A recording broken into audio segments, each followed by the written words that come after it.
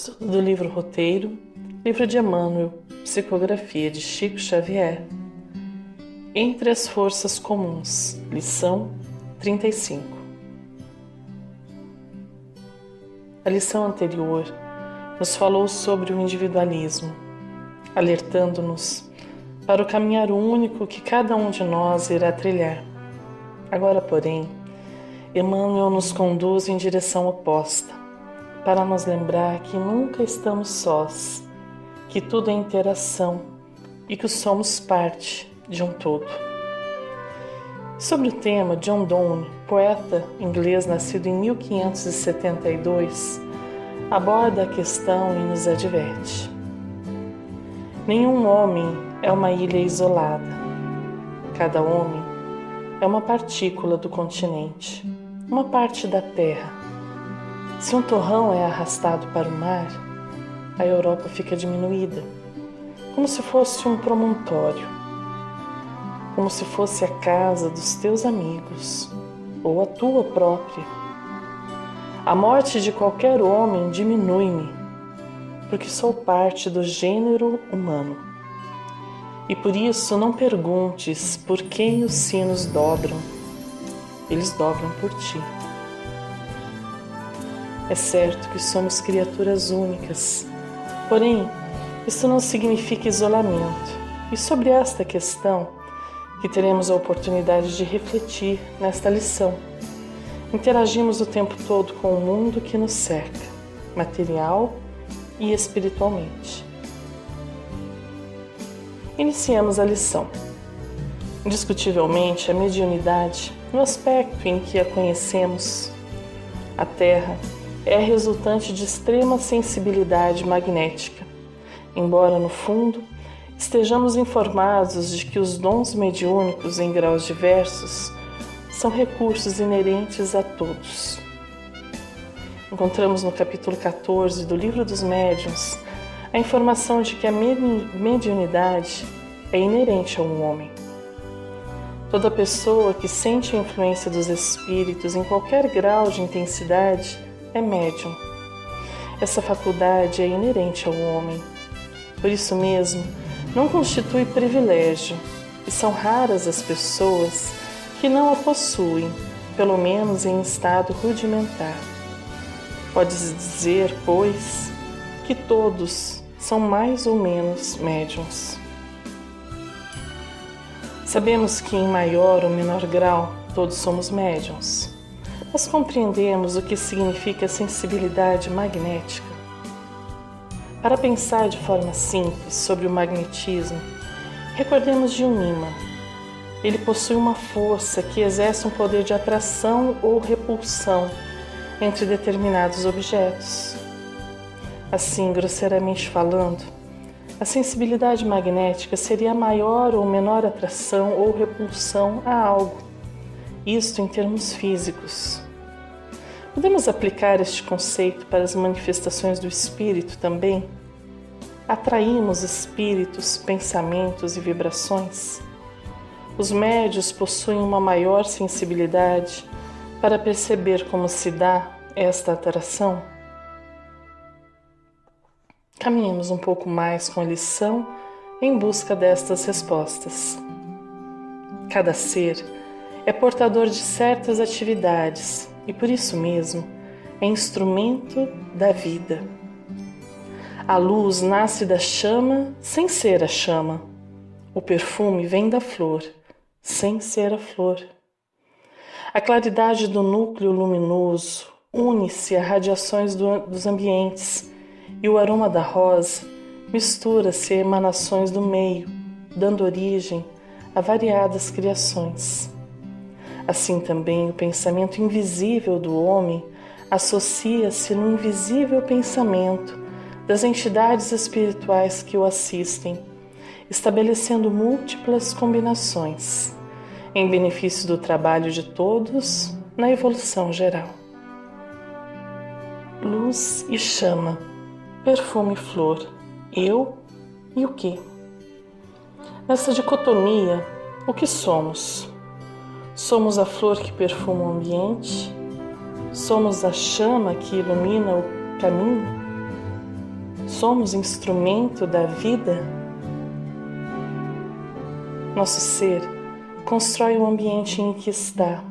Através do pensamento, criamos o mundo que nos cerca, mas não apenas do meu pensamento, mas da combinação do pensamento de todos.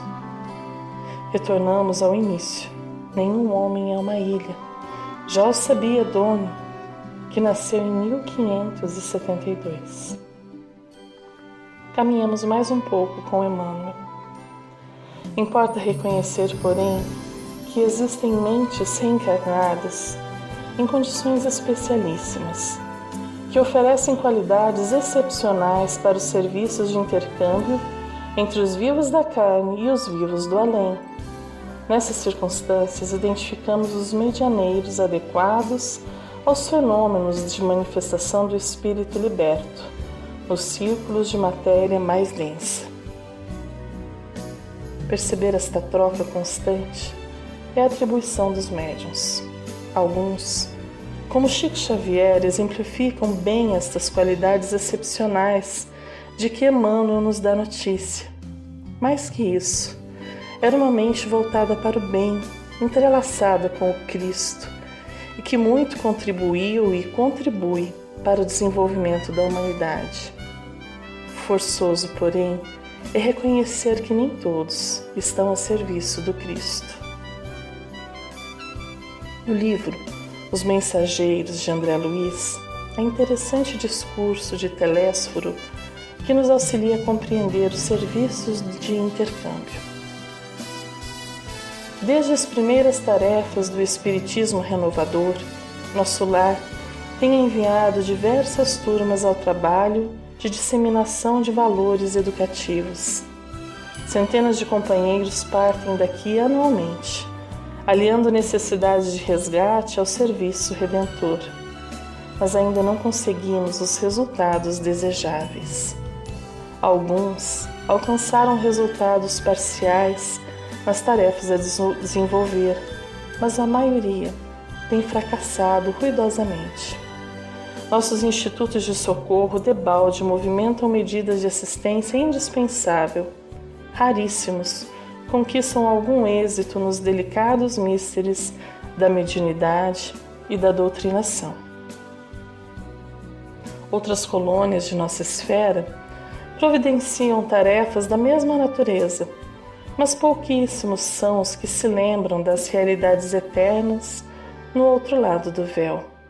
A ignorância domina a maioria das consciências encarnadas, e a ignorância é mãe das misérias, das fraquezas, dos crimes. Grandes instrutores nos fluidos da carne amedrontam-se, por sua vez, diante dos atritos humanos e se recolhem indevidamente na concepção que lhes é própria. Esquecem-se de que Jesus não esperou que os homens lhe atingissem as glórias magnificentes e que, ao invés, desceu até o plano dos homens para amar, ensinar e servir. Não exigiu que as criaturas se fizessem imediatamente iguais a ele, mas fez-se como os homens para ajudá-los na subida áspera. Trecho do livro Os Mensageiros, Advertências Profundas. Sigamos com mais um trecho da lição para adentrar neste assunto. Contudo, nem sempre os donos dessas energias são mensageiros da sublimação interior. Na extensa comunidade de almas da Terra avultam, em maioria, as consciências ainda enfermiças, por moralmente endividadas com a lei divina. Consequentemente, a maior parte das organizações medianímicas no planeta não podem escapar a essa regra. Mais de 2/3 dos médiuns do mundo jazem ainda nas zonas de desequilíbrio espiritual, sintonizados com as inteligências invisíveis que lhes são afins. Reclamam, em razão disso, estudo e boa vontade no serviço do bem, a fim de retomarem a subida harmônica aos cimos da luz, assim como os cooperadores de qualquer instituição respeitável da Terra necessitam um exercício constante no trabalho esposado, para crescerem na competência e no crédito moral. A informação é séria e alarmante. Mais de 2/3 dos médiuns estão em zona de desequilíbrio. Mais do que uma notícia, este saber nos permite compreendermos melhor o mundo em que nos encontramos. Tantas lutas e dificuldades decorrem de quem somos e da forma como nos colocamos diante do mundo. Relembrando os dizeres de Emmanuel, somos flores, mas ainda sem perfume. Chamas pequeninas e outras tantas quase apagadas. Não obstante a vida nos aguardar como instrumentos úteis e radiantes, raramente lhes somos úteis como deveríamos ser. Emmanuel compara os médiuns a árvores humanas, recordando os ensinamentos de Jesus. Assim, toda árvore boa dá bons frutos, e a má árvore dá maus frutos. Evangelho de Mateus, capítulo 7, versículo 17.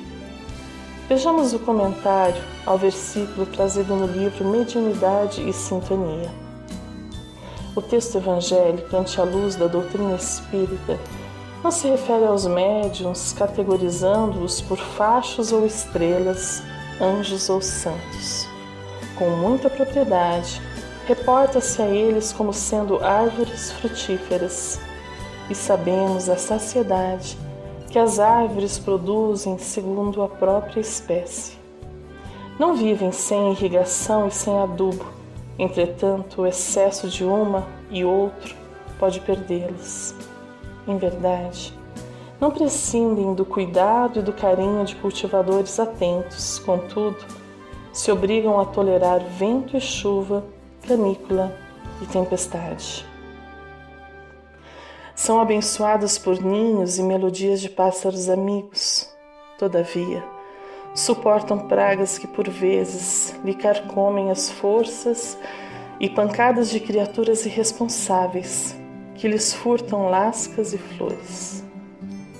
Registram a gratidão das almas boas que lhes recolhem o favor e a utilidade, mas aguentam o assalto de quanto lhes tomam a golpes de violência, ramos e frutos.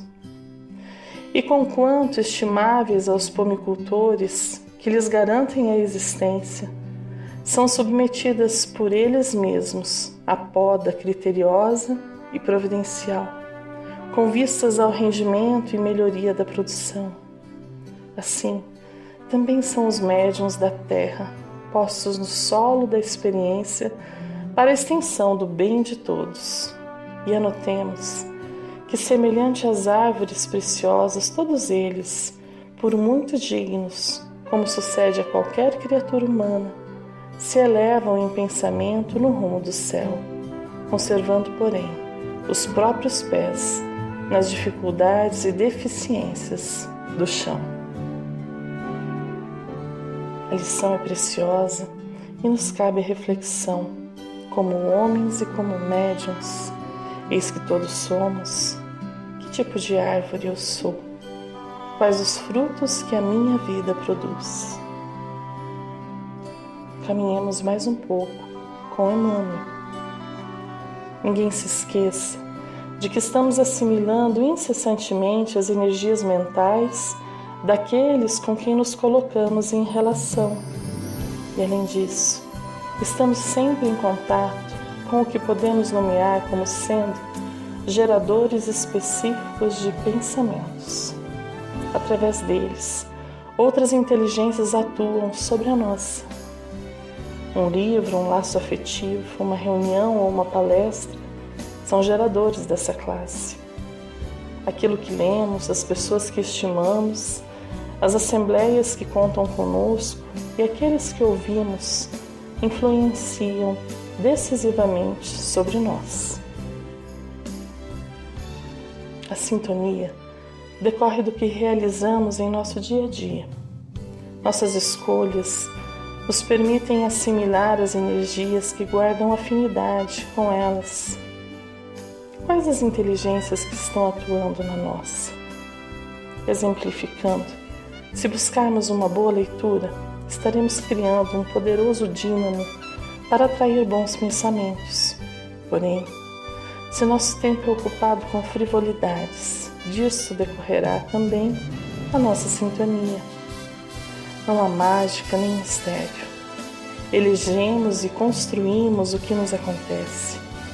Somos influenciados pelo ambiente que escolhemos e também nele deixamos a nossa marca, nosso perfume, bom ou ruim. Sigamos em frente com a oportunidade de aprofundar esta valorosa lição.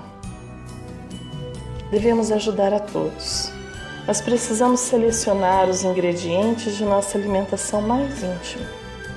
Certo, não podemos menosprezar o nosso irmão que se arrojou aos despenhadeiros do crime, constituído simples dever nosso o auxílio objetivo em favor do reajuste e soerguimento dele. Todavia, não podemos absorver-lhe as amarguras e os remorsos que se dirigem à natural extinção. Visitaremos o enfermo, encorajando-o e levantando-lhe o bom ânimo. Contudo, não será aconselhável adquirir-lhe as sensações desequilibrantes que precisam desaparecer, tanto quanto os detritos de casa que nos cabe eliminar. O mundo em que vivemos está repleto de problemas e desafios. A todo instante, recebemos notícias ruins e raros são os que não se deixam contaminar pelo ambiente negativo.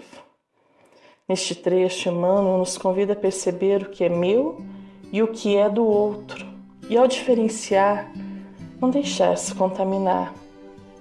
Ao que erra, oferecemos auxílio, sem, porém, adentrar na amargura e no remorso, afinal, quem praticou a falta? De igual forma, quando socorremos o enfermo, não precisamos adoecer também, nem nos entristecemos em demasia, sabendo sempre que Deus está conosco e nos sustenta. Escrever estas linhas é relativamente fácil, porém, se formos refletir um pouco, veremos que colocar em prática nem sempre é tão simples. O que fazer então para não desequilibrar diante destas forças magnéticas que surgem a todo momento ao nosso derredor? A resposta do Mestre, quando esteve entre nós: orar e vigiar. Evangelho de Marcos, capítulo 14, versículo 38. Segundo Emmanuel, vigiar não quer dizer apenas guardar. Significa também precaver-se e cuidar. E quem diz cuidar afirma igualmente trabalhar e defender-se. Orar a seu turno não exprime somente adorar e aquietar-se, mas acima de tudo, comungar com o poder divino, que é crescimento incessante para a luz, e com o divino amor, que é serviço infatigável no bem. Sabemos que somos influenciados a todo instante. Então, precisamos perceber isto, manter a mente alerta, observar o que ocorre a todo momento e, mais que isso, para conseguirmos nos manter em equilíbrio frente à adversidade, é importante buscarmos a fonte de todo o amor, paz e alegria que reside em Deus, nosso Pai, através da prece. Receberemos os fluidos que necessitamos para seguir em frente. Sigamos em frente com a lição. A obra da caridade tudo transforma em favor do bem. A atitude é oração, e pela atitude mostramos a qualidade dos nossos desejos. Os pensamentos honestos e nobres, sadios e generosos, belos e úteis, fraternos e amigos, são a garantia do auxílio positivo aos outros e a nós mesmos. Quanto mais nos adiantamos na ciência do Espírito, mais entendemos que a vida nos responde de conformidade com as nossas indagações. O princípio dos semelhantes com os semelhantes é indefectível em todos os planos do universo. Se somos influenciados pelo mal, também o somos pelo bem. E ao optar pelo bem, passamos a contribuir para um mundo melhor. Como refletores que emitem luz, como flores que perfumam o ambiente. Não basta mais as atitudes exteriores que há tantos séculos praticamos. Se realmente queremos um mundo cheio de paz e fraternidade, ela deverá começar em nossos corações e o trabalho será árduo. Caminhamos ainda a passos lentos, sabemos apontar as faltas alheias, mas raramente nos desculpamos pelas nossas. Pense um pouco, qual foi a última vez que você pediu desculpas ou perdão? Temos um trabalho imenso pela frente.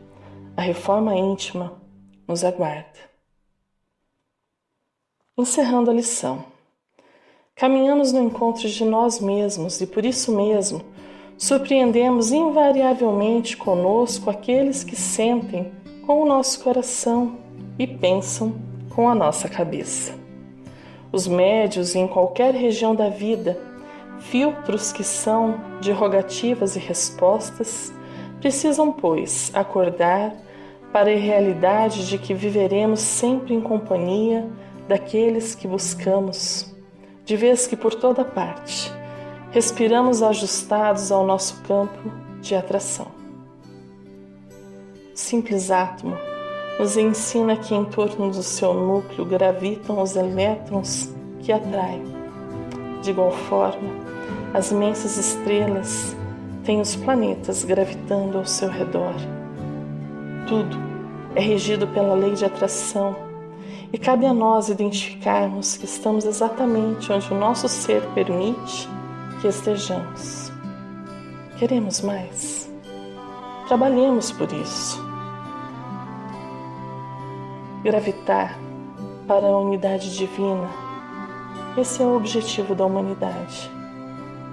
Para atingi-lo, 3 coisas lhe são necessárias: a justiça, o amor e a ciência. 3 coisas lhe são opostas, contrárias: a ignorância, o ódio e a injustiça. Quem é com efeito o culpado?